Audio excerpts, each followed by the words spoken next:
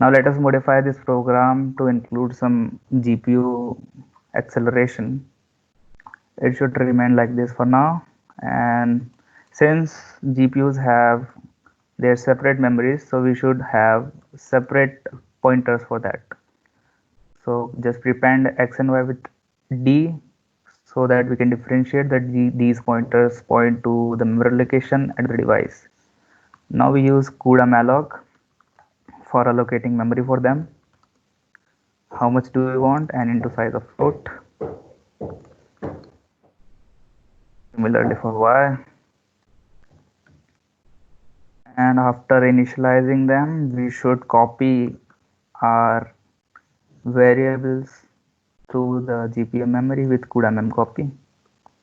Destination is dx from dy, and how much amount of data do we want to copy, and the direction of copy, which is CUDA memcopy from host to device. Similarly for y. Now we require to change our configuration here. Let's keep it 1, 1, and we need to change the variables here. Okay, and now there is this function CUDA device synchronize, which basically tells all the threads to finish execution. It basically blocks the CPU until all the threads have finished their execution. Why do we want it here? Because we are time profiling it, so it would not stop our CPU from running end routine, but then it will give a different time. So we basically want our CPU to stop its execution until we have returned successfully from our SexP routine.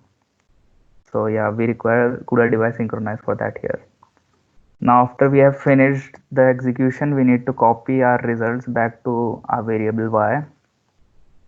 We can use CUDA memcopy for that. We are copying from dy to d to y, and this much amount of data is need to be transferred in the direction which is from device to host. Then this will perform the calculation and print maximum error, and finally we need to free our memory from dx and dy. So this is a basic SexP program for CUDA. Let's see how it performs.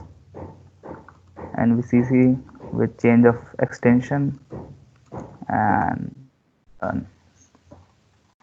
Okay, there is some error, host function. Okay, we forgot our global qualifier here. Okay, now let us use our measure command to run it.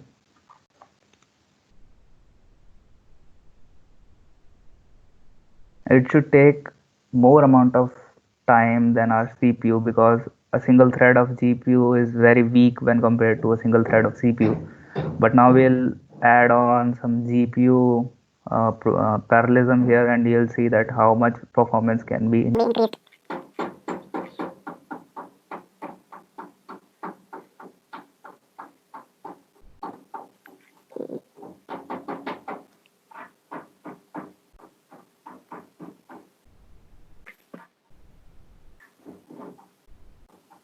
Okay, so our function has returned, and it took a whole minute to process. So as you can see, for this is clearly an example where a verification that single thread of GPU is way weaker than a single thread of CPUs.